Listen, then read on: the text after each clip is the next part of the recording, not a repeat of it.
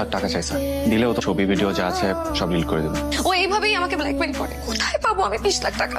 আমি দেব।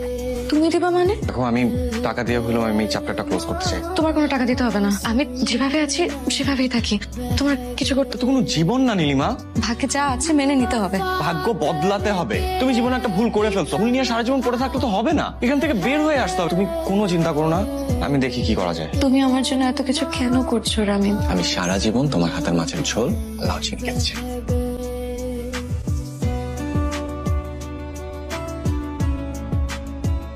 এই নে বাবা, এইসব গয়নাগুলো আমি আমার ছেলের বউর জন্য রেখেছিলাম। এখন তো এগুলো নীলিমাই পাবে। এগুলো বিক্রি করে যা পাস নীলিমাকে বিপদ মুক্ত কর। রামিম, এখানে 2 লাখ আছে, এটা আমি পার্সোনালি দিলাম। আর আমি অফিসের সাথে কথা বলছি, অফিস থেকে তোমাকে আরো 2 লাখ দেওয়া হবে।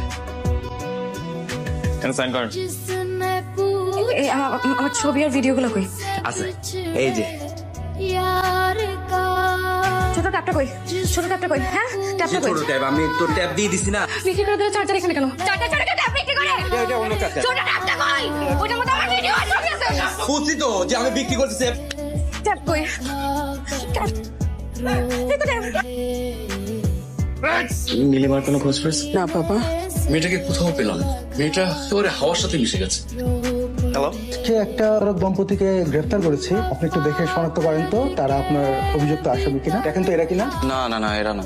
এক মুখলেস, সকালে আরেকটা দম্পতিকে ধরে আনলা না তো ওনাদেরকে?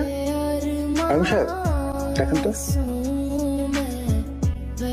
এরা কি আপনার 20 লক্ষ টাকা হাতিয়ে নিয়েছে? না একটু ভালো করে দেখুন না। না, আমি চিনি না এদেরকে।